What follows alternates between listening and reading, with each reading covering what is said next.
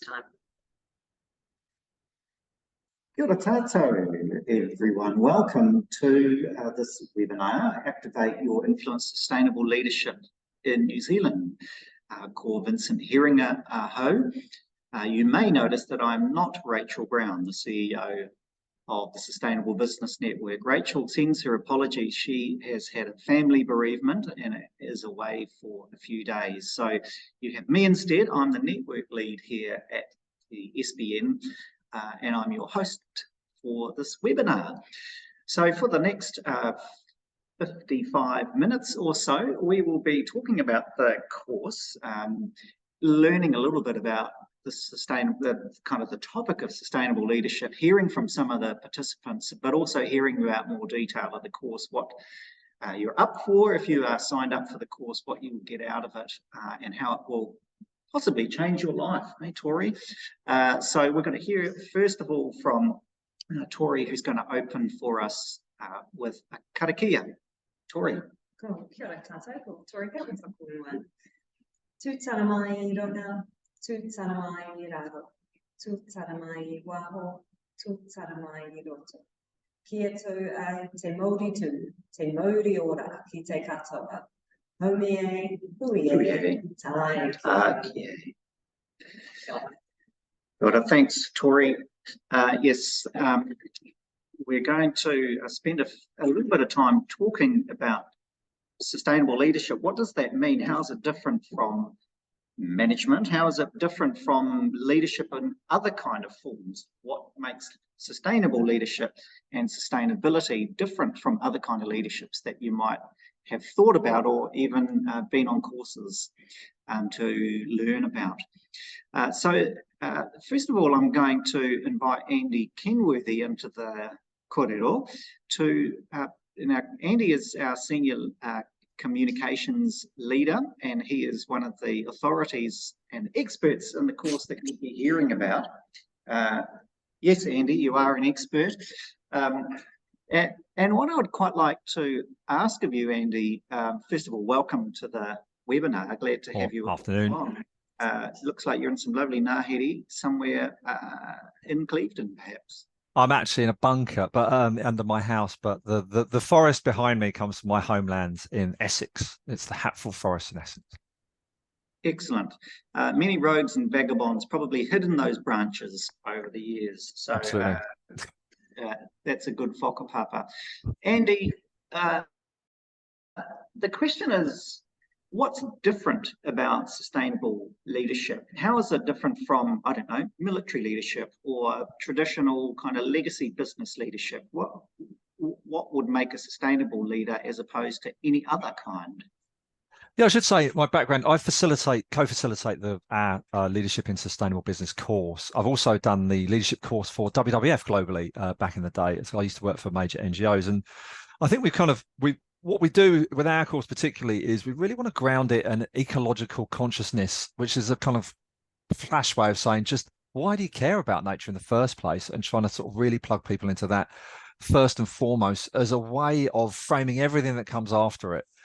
So it's the sustainability ecological part of it is the core, the heart of the program, and then we layer on the business technicalities later on. And I think that's a good way of doing it. It seems to enliven people, bring them together. And I think what I've noticed in some other courses that do sustainable leadership is I've seen some of the participants do things that I think are quite questionable. And I think, oh, I'd like to think if you came on our course, you'd find that hard to do because of the belief system that comes with it, which is your own system. You know, you bring to it what you understand to be your ecological connections. We don't tell you what that is, or there's no sort of format for that, but it's just opening up a space for that.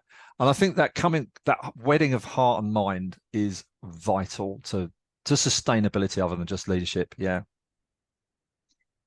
Andy, we often at SBN talk about moving from an extractive and exploitative kind of economy to, what we hope is a glorious future, but it is a more equitable, open and fair, and certainly kind of modelled on ecosystems rather than industrial machinery. What does that imply for leadership? Yeah, I think for us, it applies the necessity for leadership, especially in these times. It's if you look at the news every day, you can see we need quite a lot of leadership, and the pathways we're walking, we acknowledge are challenging. They're not straightforward. They're often nuanced and complex, which requires a leadership style rather than a management style, because it's not complicated systems, machine type systems are things you can apply management to. Just go, right, I've got a plan, this is what I'm going to do. These aren't those sorts of situations a lot of the time, although there are elements of that, and I think that's a big thing for us. And in that infers a paradigm shift, a complete mindset change from how do we exploit as much stuff as we can, get away within the rules and make loads of profit, to how can we succeed in providing well-being for everything around us, including the people, communities, and the ecological landscapes and waterways, and make that our gauge for success. So that requires quite a bit of change, I think, but beautifully, it's very obvious to people within their own human values. Everybody values the same sorts of things. So we plug people into that. And obviously we touch on Te Ao Māori as well and Indigenous wisdom systems, although we are just learners ourselves, to say, look, there's a pattern here of human behavior that doesn't fit with the way that we're working now. So the challenge is making that big shift. It's a shift also from shareholder capitalism to stakeholder capitalism, maybe not even capitalism, because not all organizations work in a capitalist framework, right? They might be government bodies, they might be kind of community organizations. But the point is they move from a relatively linear model of accountability to quite a complex web of accountability that involves stakeholder thinking. And I'm kind of reminded actually that the picture you have behind you of all that web of connections that forests have, that's kind of the metaphor, isn't it? That's the kind of world that you are asking leaders to step into and not just manage, but actually lead. Definitely, yeah. And I suppose that's the influence, where the influence part comes in of, how do you generate the energy around you and have the confidence to take people through that process and connect them. And when we look at things like issues like materiality, a lot of sustainable business is about really just broadening the scope of going, well, rather than just saying how do we make money and not get in trouble, how do we bring that well-being to everything? And so when we do materiality work, for example, we ask our participants to try different perspectives. So they might be the local community, they might be the business, they might be the council, to give them a different spin. And we see that when they go back to their businesses, it really enables them to make broader connections. I suppose the other part of that is one of the emergent things that we've found with our course, and I think it's probably true of leadership in general, is who you're with and the community you have around you is really important, and people feel really enlivened by that. And we curate that as we go through the course to bring people together, and that in itself creates massive new connections, which we also use at SBN. Some of our sort of most influential people in our network have come straight out of the courses. You'll see in a bit from a couple of the examples we've got here, and building those connections, human connections as well, is very much part of the deal. You're basically saying that we need to kind of adopt a fungi approach to management. Yeah, okay, great. Yeah. I should say at this point, and Tori has just reminded me by typing in the chat that we are very keen to hear some comments and questions, so the chat is open. We have 3 excellent candidates to put questions to, John Berry, Tom Land and Zoe Tilsley, who have past participants and are happy to take questions as well about what's in the course, what's in it for you. Andy, the other thing that kind of strikes me about sustainability leadership or sustainable leadership, there's a change in the values and the behaviours of individuals that's expected. Perhaps we are used to, in a 20th century model of a command and control of borrowing from all of the models of the military or factory type settings. What are the behaviours and the values that you are hoping to engender in sustainable leaders? Yeah, I mean, I think, there seems to have been a dehumanizing approach to particularly leadership and high leadership over the years. There's been attempts to kind of change that, but we're very lucky to have Professor Nikki Hare on the course on most of our occasions, and I do hope she's available for the ones coming up. I think she probably is. But she's got an amazing approach to personal psychology and values that again connects people on a human level. And that's one of the things we look at with influence as well, is saying, well, the person might have this title and that might make you assume certain things about the way that they operate, but they're a dad, they're a mum, they've got kids, they've got a place that they think is special. And there's all these sorts of connections that we can make. So there's a different approach. It's a less forceful approach. And we're changing the language around it as well. Yeah, so that's very much part of the deal. And when we look at influencing across an organization, we don't necessarily look at power structures. We look at the individuals that have the energy to support you and are on side. So yeah, it provides new opportunities for making change.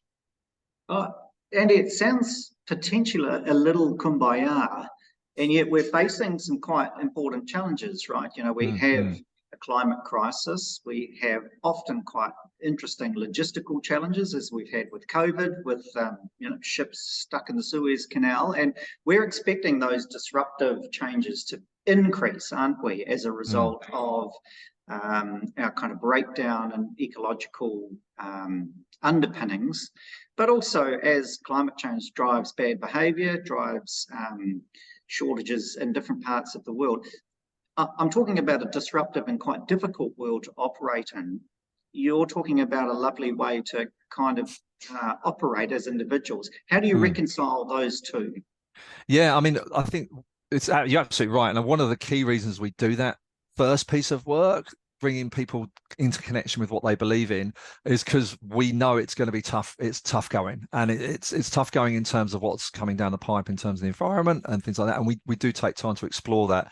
And I suppose that's one of the elements of leadership as well, is the ability to feel the fear and do it anyway, and to both elements of that. So not being in denial about how difficult things are going to be, but being able to operate is a really big part of that. So, and then we get into the nuts and bolts. So we use that as the basics, and then we get into the nuts and bolts of, okay, so here's the structures that are in play now. Here's the power plays that are in place. Here's how you can do certification, materiality, all those kind of tools as we go further down the track. Yeah. And it's being able to use those in a really bold way. But yeah, we do take time to acknowledge. And again, we open up the space. We're looking for leadership within the course as well. So we don't stand in front of them and say, right, here's our view of the world. We say, what are you seeing? And how is that impacting you? How do you feel about it? But then how do we get you into the operative mode? So the other thing we do is, the action-orientated leadership, which I think is probably really important. How do you know a leader? Because they do loads of cool stuff. And one of the things we make happen is through our course, we say, look, we're going to put together a project with you so that on Monday morning after the course finishes, you turn up at your desk with something you can actually get going and do, which helps to stave off the fear and anxiety, which a lot of people are feeling around the world right now. And it's kind of well studied and well researched that the best medicine for that is action. And it also helps you to keep that momentum so that you don't, turn up at your desk, go, that was a lovely break. And now I'll just get back to what I was doing before. Yeah, exactly. We actually had an excellent example of that kind of leadership yesterday. Tori, tell us about Mike Casey and the founders event that we hosted here at SBN in Auckland with Mike Casey. He's the founder of Rewiring Aotearoa. Thank you. Kia ora. We're doing a bit of a double act here, you can say. We thought we'd save some energy and use one computer. We had a fabulous event yesterday morning here with lots of wonderful founders doing awesome work. And I think Mike Casey came to speak to other founders about the opportunities and challenges in this space, and he was extremely inspiring. So if you don't know who Mike Casey is, he an entrepreneur, I think he would say, by trade. He came back to New Zealand a few years ago and bought an orchard, which they decided to turn into a cherry orchard, and set the task of being the first fully electric orchard in New Zealand, which they have now accomplished, which is no mean feat. And now trains thousands upon thousands of people kind of coming through the doors to see how they might be able to make their orchard operate the same. And I think for some people, they would just stop there, right? Like, yeah, they've proved a point, it can be done.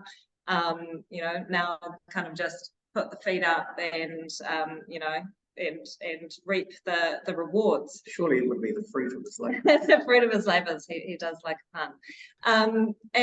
But no, very much so. I think Mike is driven by a stronger purpose, and he was looking, you know, what actually impact did one orchard have?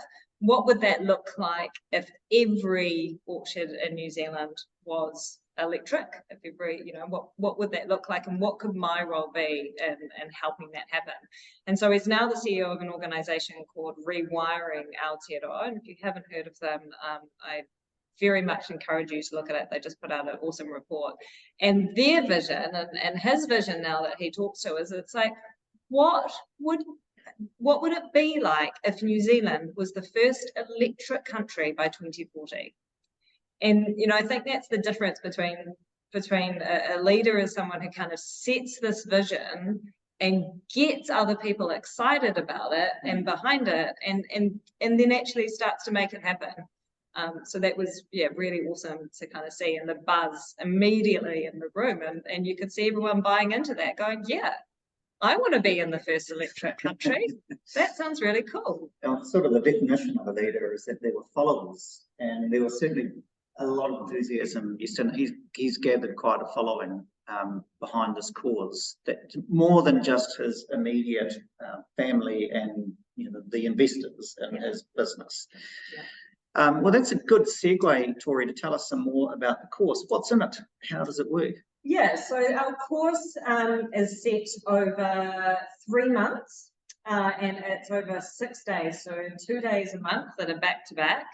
It is in Auckland, and the first 2 days are very deliberately in Waiheke, because we want to take you away from your desktops.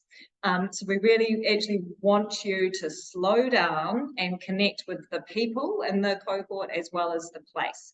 So it's very much around starting to kind of rewire, rethink, connect, because Waiheke's got some amazing regeneration work going on, and just a kind of slower pace that happens on the island. And then throughout, we've kind of got this connection to the other people in the cohort. As Andy mentioned, we also, it's very practical. So it's throughout, you're getting amazing theory and actually understanding about all the different frameworks that are in this space, you know, things like sustainable development goals, but also at the same time actually understanding, well, how do those play out in practice, and what does that look like in practice? And so throughout the course, you're actually working on a project specific to you and your business. So because often it's businesses who are supporting people to go on these, and they can kind of come back and say, great, this is what we're going to do to make ourselves a bit better. So as you can see, in the second and third sessions are in our office in the CBD, nice and easy access, amazing food throughout, amazing people throughout. We get a real range from small owner-operator, medium businesses, as well as large corporates. We get people who are sustainability superstars, been doing this for a number of years, as well as people who've just come into the space, who are keen to learn. We also get people who don't even work in the sustainability. So they might be working in a procurement team at a large corporate, but it's, you know, sustainability started to take on a real importance at the organisation. And so this is a way to make sure they understand, what does it mean? How do I apply it in my day job? Throughout, we're also, how do you share this with other people? So giving really good tips and tricks on things like communicating your journey, reporting. I do a session on impact reporting, and a lot around the circular economy and kind of designing in nature. We're all about removing the externalities, etc. Fantastic. So yeah, that's Great. a bit about that. I'm going to now come off to the side again and let you have full center stage. All right. It's only as it should be. Thanks, Tori, and thanks, Andy. We're going to hear from past participants now. We've got 3 excellent speakers. Tom Land is a client engagement manager for BraveGen. You might also know the organisation as ESP. Tom is also the alumni organiser for his cohort. John Berry is the co-founder and CEO of Resident Wayfinder and Pathfinder. You might know Pathfinder for its ethical investment and ethical KiwiSavers offer. And Zoe Tilsley, who's the Sustainability Manager, Climate Change and Environment at Westpac. So lovely kind of spread across corporate, finance and consultancy. Could I ask the three of you to just do a very brief introduction and maybe answer the question, why did you choose to do this course? Maybe start with Zoe. Lovely. Kia ora e te whānau, ko Zoe Tilsley toko ingoa. Very excited to be here today and chatting to you all about the SBN leadership course. I, as mentioned by Vincent, I'm a sustainability manager here at Westpac New Zealand. So my main responsibilities are looking after our operational emissions and reductions against our targets, and all of the reporting that comes along with that, and then also making sure that we're Toitū Net Carbon Zero certified each year, which also means where we're buying our carbon credits and how we're offsetting. For me, my pathway into sustainability wasn't as conventional as others. I came to Westpac as a graduate after university, and I'd graduated with a BCom and BA conjoint in psychology, criminology and management. So had no background in sustainability, and wriggled my way into the sustainability team once I saw the good work that they were doing here. And for me, the SBN course was kind of my first traditional official training in sustainability. So it was a good way for me to intro kind of that further education into what I was doing. And I was fortunate, I was in a sustainability focused role when I came into the course. So I guess I kind of brought that lens into it as well. And it helped me kind of widen my view and lens on, different theories and frameworks. So that was kind of why I signed up in the first place. Great, good motivation. Thank you, Zoe. Tom.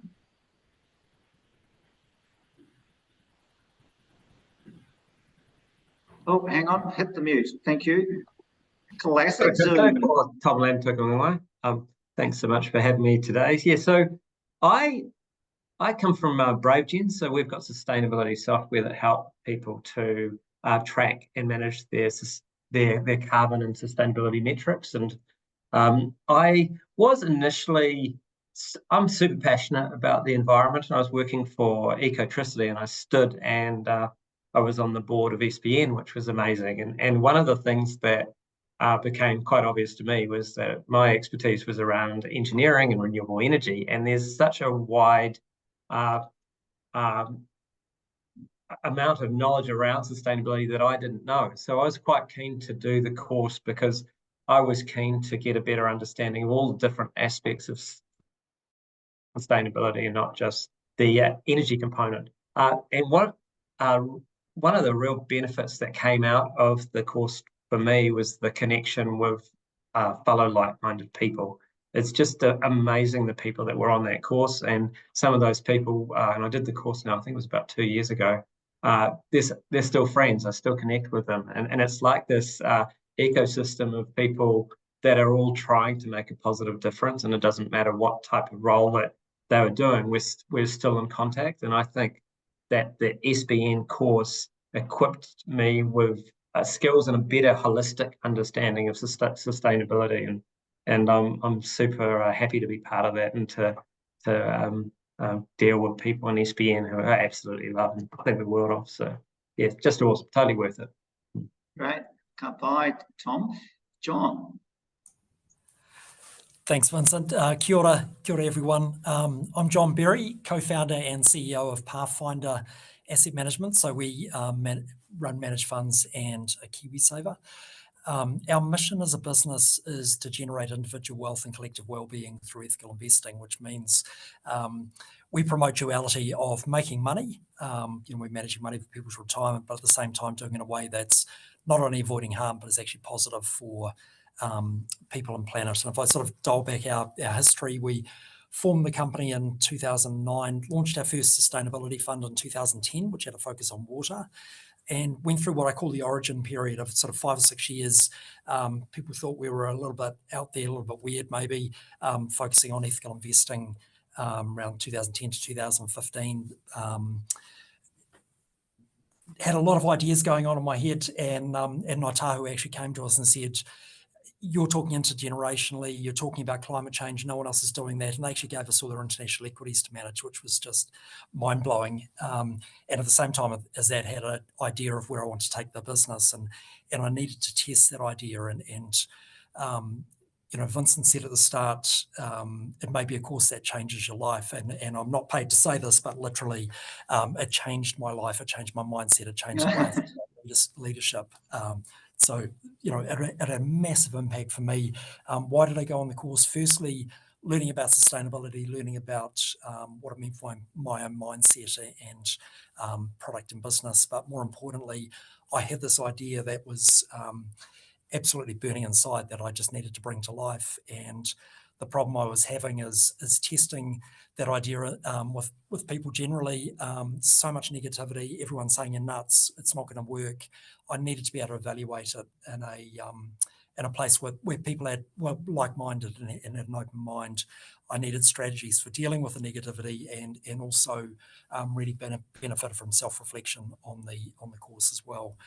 So pleased to say the idea that nurtured through the course became Pathfinder KiwiSaver.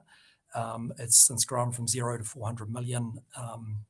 And we have this massive focus, not just on going further around avoiding harm, so weapons, animal testing, avoiding negative investments, but this focus on positive investment. The important thing to me is, what do you do with your money? How can you drive change?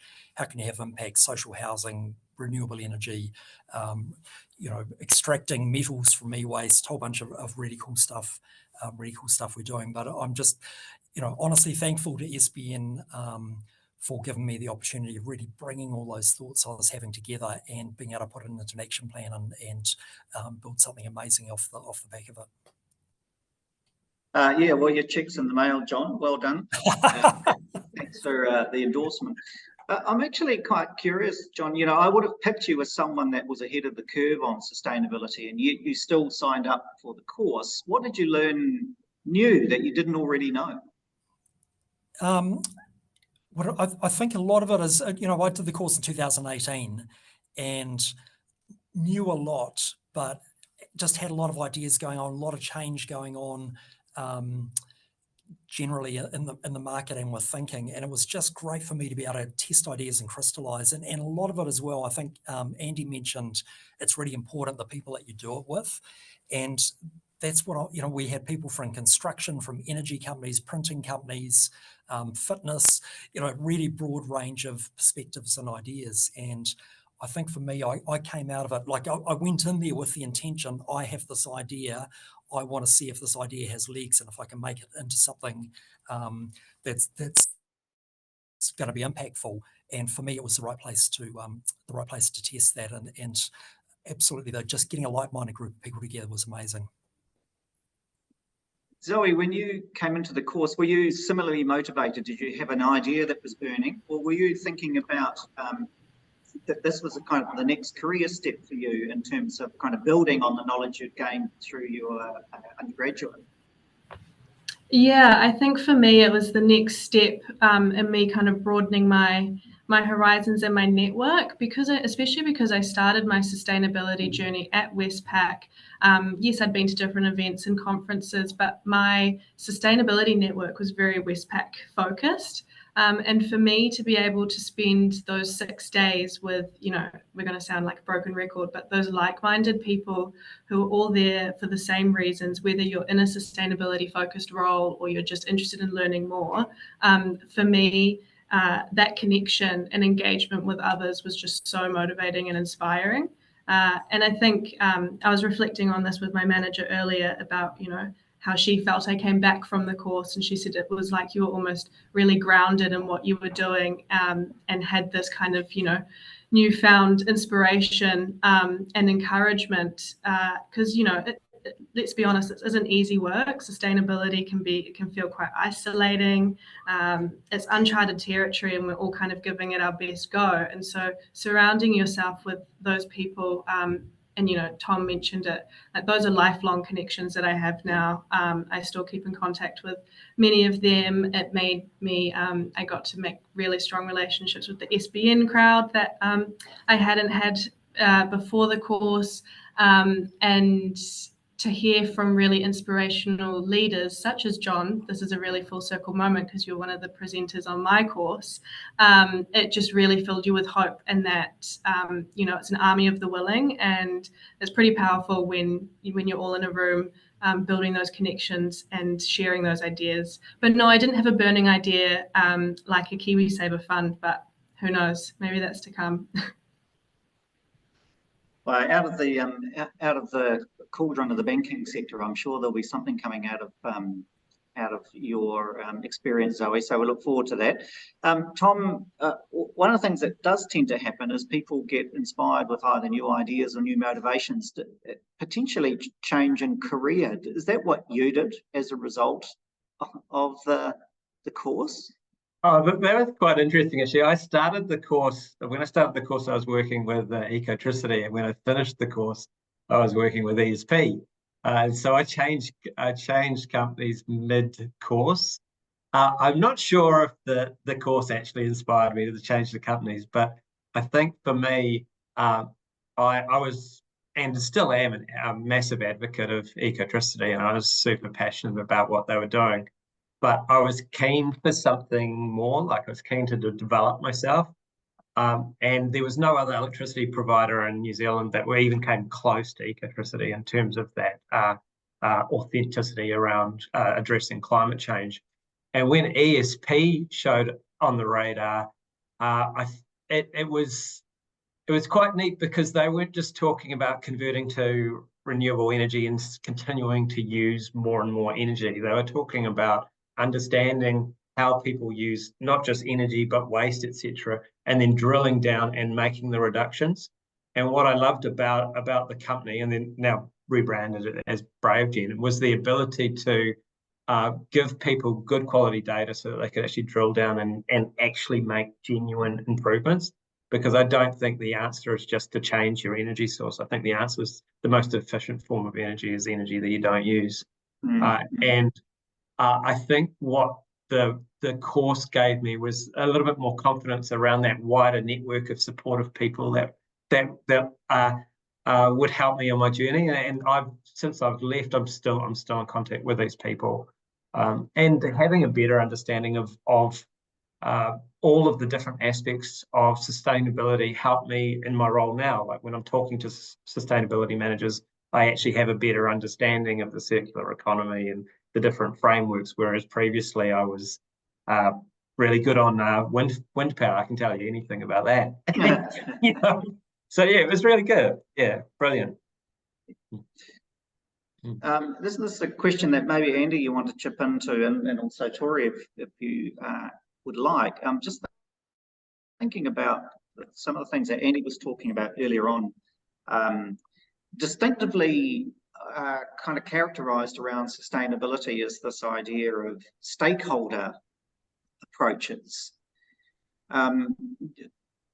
Maybe this is a question to start with, John. I'm sure you've done management training before. I'm sure you've been involved in other leadership kind of courses. Has that change in thinking about stakeholders as opposed to shareholders, has that changed the way that you lead an organization? Yeah, good question. Thanks, Vincent.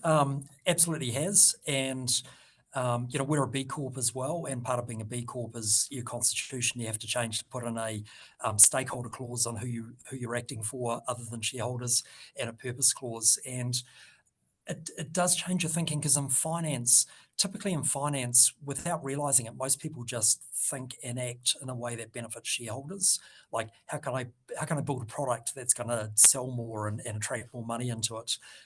Whereas when I'm writing a memo for the team, I will actually start with who are the stakeholders that are relevant in this. And it's everything from our staff and how it's important to them, to our regulator, to our investors. But it completely changes your mindset when you look with different perspectives, other than a shareholder perspective. And part of that as well is your time horizon. typically in finance, we're very good at thinking in quarters and what's happening in the next year, and let's maximize profit for that term. But when you think longer term, you take account of a much wider group of stakeholders as well when you extend your time horizon. I'm sure it's not easy, but I think it would be easier if you were the boss and that you were running your own show. You could set the agenda. Zoe walks into an organisation that's a mature legacy organisation that has hundreds of years, I think, maybe at least certainly dozens of years of processes and procedures. Zoe, have you found that kind of stakeholder lens applicable at Westpac? Yeah, 100%. And even John just mentioning, the various range of stakeholders. We obviously have quite a lot of regulation that we need to keep up with. We think about what we're doing for our customers.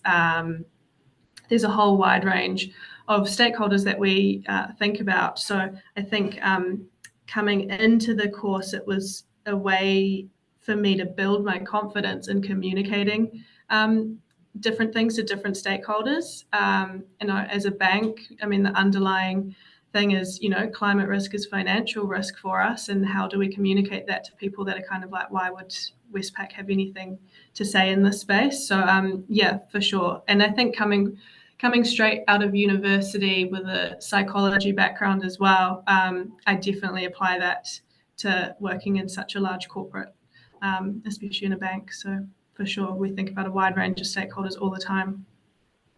Well, whenever there's money involved, knowledge about criminology would be quite helpful, I imagine. Yeah. Tori, how do you teach stakeholder management? Where does it begin? Yes, with in this space, and one of the sessions we do on the course is around what they call kind of materiality assessment, which is when you're looking at any sustainability strategy for an organisation, you look at what's most material for us to focus on. And the very first step is engaging, is naming and identifying your wider shareholders or stakeholders, sorry, so that, and then actually actively encouraging discussions with them and opening up that dialogue, which is in itself, it's not just kind of what they think, but it's a way to kind of improve those relationships and to connect them, to make sure you're understanding what's important from their perspective, and then bringing that in and starting to design for that. You're always going to have particular kind of stakeholders who I guess would have more of a voice, like Zoe talks to, like the regulators, they're going to be a really important one. Customers are going to be a really important one, and the investors who often have board control. But it's around how do you navigate it, and how do you kind of understand, and how do you make sure you're focused on the right things for your business, and then that becomes your kind of strategy that feeds in, and those, that's the beginning of a conversation. It's not the end of a conversation, but it's identifying these are the things we need to make sure we're constantly addressing, and if we're not meeting the expectations in this, we need to kind of look at why. And I think we're seeing now, as we kind of head to 2030, some interesting kind of change in commitments that are coming out publicly, and some of those kind of discussions that are happening with various stakeholders. Yeah, well, the chickens are coming home to roost for companies that have made commitments that they can't substantiate, right, or they can't fulfil. And there have already been at least 2 announcements this week about science-based targets that are now being abandoned because it's too hard. It's too hard. They were overpromised, weren't they? So the leadership there is an interesting challenge, isn't it? Because, are they doing the right thing to abandon those targets if they can't be fulfilled? Or should they be fulfilled at the cost of other parts of the organisation? Does anyone have an opinion on that?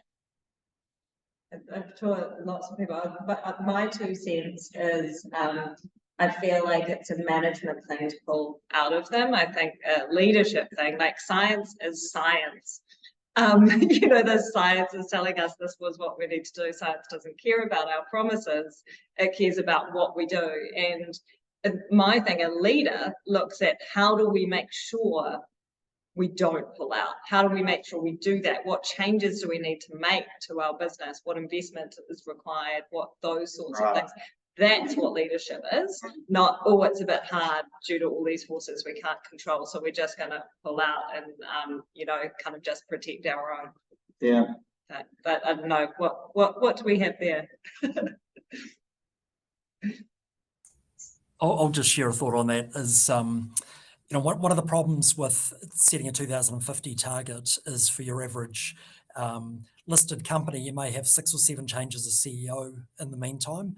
Quite easy for someone to make promises now. And the key thing is, if you make a promise, have a viable plan on how you're going to achieve it, without sort of hoping new technology is going to get you there. And in some ways, going back to the drawing board and saying, we haven't actually got that plan is actually leadership as well, of saying we need to reboot and retool and rethink because we've made a promise and there is no way we've got no plan to deliver on it. Yes. But leadership on day one for making that target, accepting that target and making that commitment as an organisation is actually having the pathway to achieving it. Good point. So actually, given the disruptive kind of world, things are changing very fast, the ability to make tough calls about, you know, breaking promises or at least readjusting to suit, maybe that's also part of the leadership kind of skill set. Yeah, I think that's right. That, you know, people talk about, we used to be in a VUCA world, so volatile, uncertain. Can't remember the rest of it.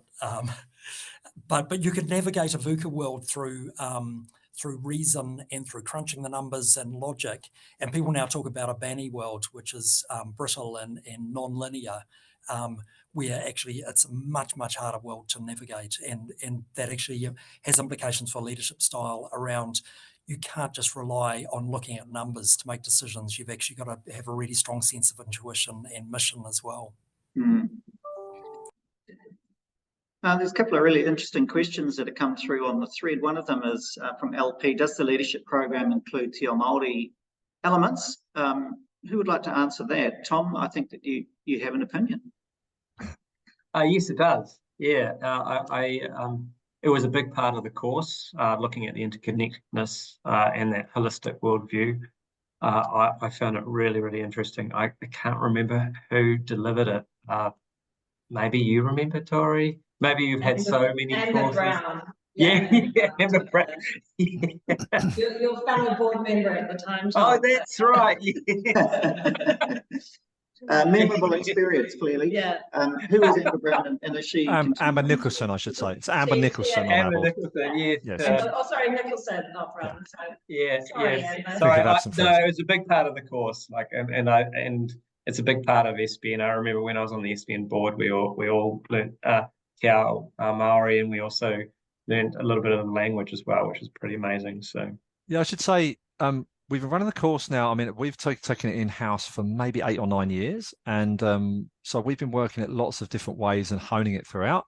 Where I always describe our organisation as an early stage learner in Te Ao Māori, and you know, the various members of staff are doing courses. We've done courses as a group.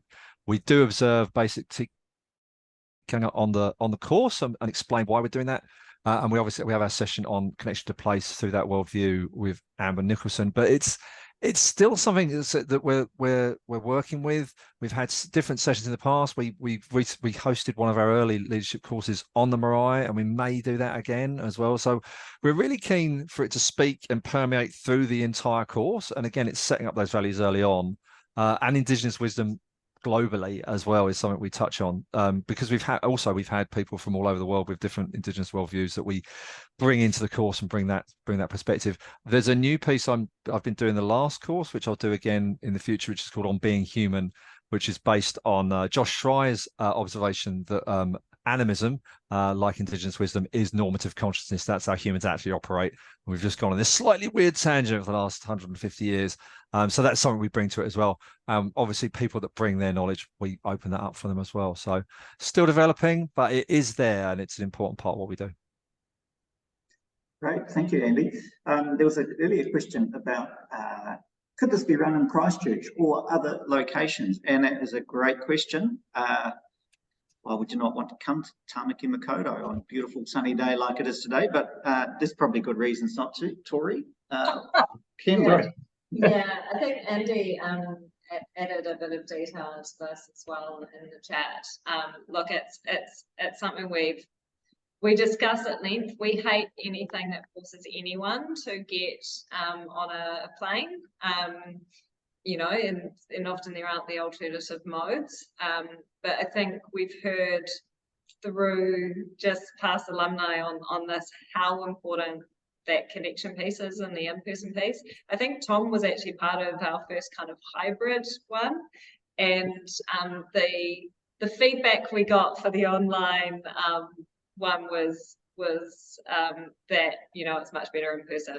So we're constantly, if and absolutely, if there was enough demand to run a South Island contingent, we would absolutely do that. We've got our next course is coming up in September, and then we've got a following one in March. Those are scheduled for Auckland. Feel free to make a case. You can bug me. The in-person was so much better than online, in my opinion. We went out to Waiheke. It was phenomenal. The online piece, what tends to happen is you're paying attention, and all of a sudden you get an email from work, and so then you quickly respond to the email, or you don't learn as much when you're staring at a screen for like 6 hours, or I don't know how long the days are, but they're long days, and definitely better to make the effort to come in person. Yeah, we do have some other online training, and we do kind of a starting out series on sustainability. We've got lots of recordings. There's lots of online content. And so this is deliberately quite different from that. And I think if we were to run anything online, it would look very different to what this course looks like as well. Yeah, it's a live discussion. We've tried to think of different ways to do it. On the regional side of things, I should stress that we're a not-for-profit, and it takes around about 30 people to come along for this thing to break even. So we're really mindful as well that, especially in these tougher times, we can't hemorrhage money on something if we don't have the numbers. But yeah, definitely grab a load of friends and we'll come down. Great, good answer. There's a nice question here from Mike Steer about the role that the UN Development Goals could play in strategy, but how hard they are to achieve. And Mike has confessed online and public that he's on track to meeting 0 of their targets. Which Mike, the good news is you're not the only organisation that is on that trajectory. But the question is, you know, does the course cover UN development goals, and what's the challenge in implementing them? Maybe we start with John. 2 questions, I guess. Was that covered in the course, and how have they influenced your organisation? It's like a test, isn't it? It's like an extra test from the course. What right. can you remember? Yeah. I read it.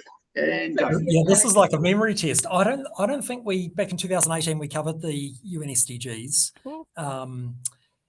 However, as an organisation, we use them, and there's kind of 2 ways you can use them. At the moment, we've been using them for reporting purposes, and we've been aligning the way we invest to particular SDGs and just the companies that we're invested in.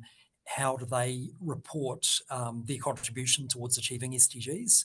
That's like one way of using them. That's a reporting basis. What I'm more interested in is flipping it on its head and actually having the SDGs as part of our investment process right at the start, as one of the considerations that when we're choosing a company, link it to the SDG and how it's going to help us achieving it as a quantitative metric right at the start. So at the moment, we're using it on a reporting basis, and they're a really good thought framework, but they're difficult to use for decision making. They're easy to use for reporting.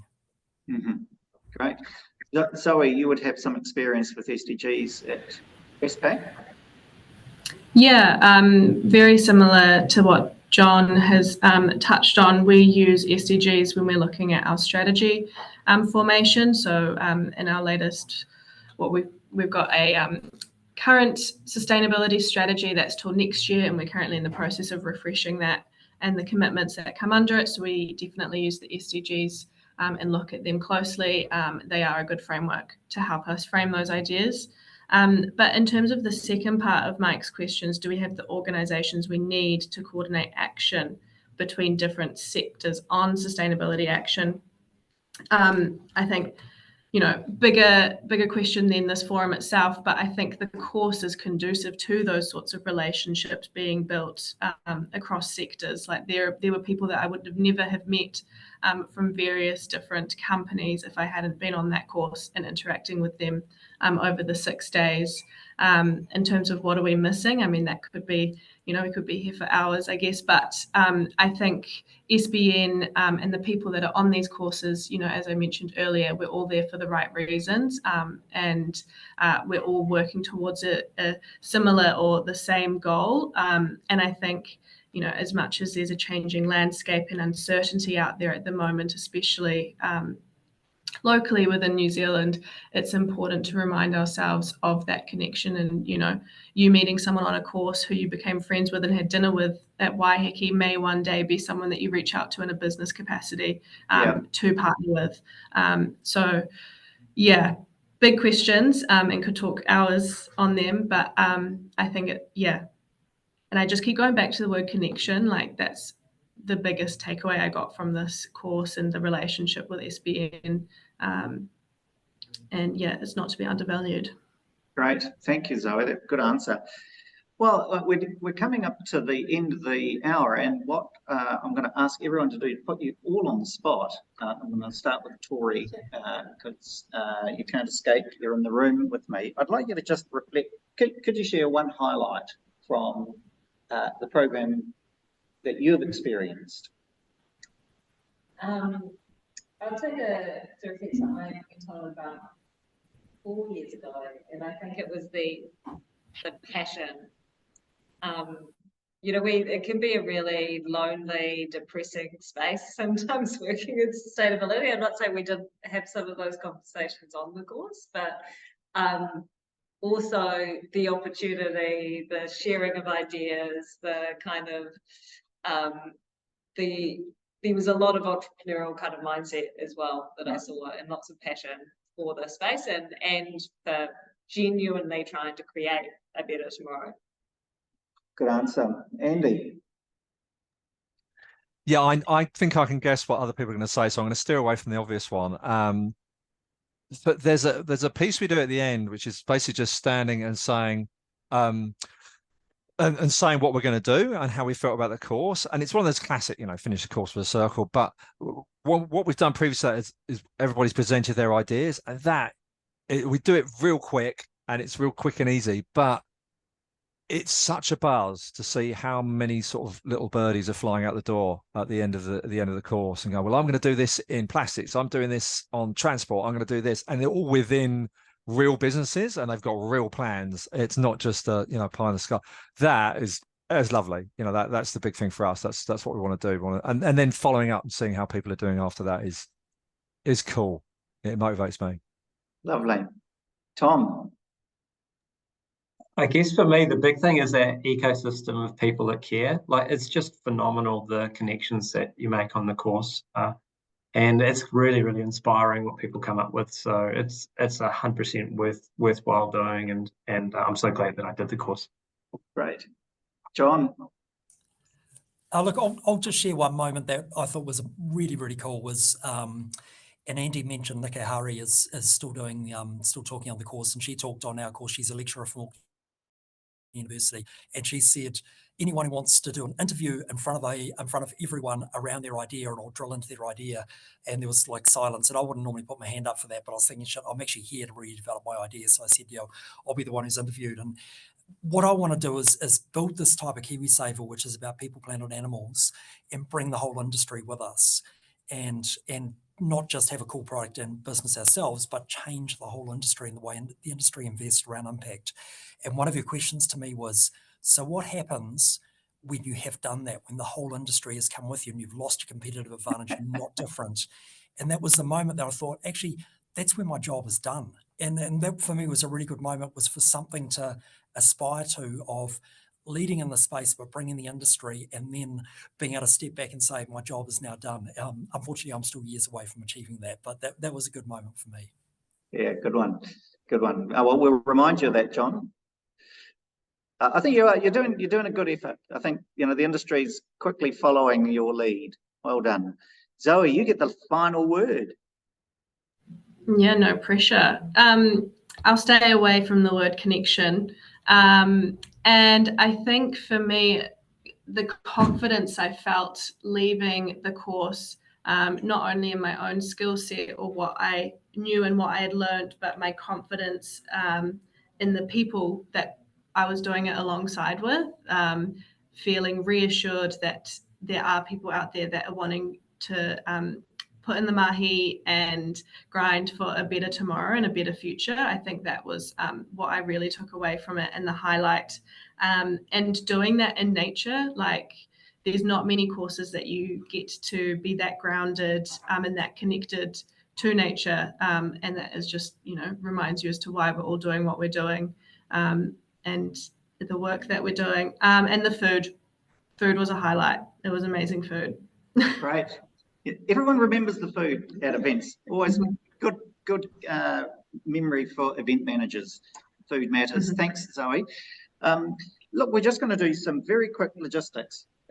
Tori, tell us when does the next course start, and how many places are available? In September, we've got about 10 places left. So yeah, get on in. So 18th of September, then it's about mid for each month. Remember, there's 2 dates in September, 2 dates in October, 2 dates in November, and then in March to May next year as well. So we generally run about 2 cohorts a year.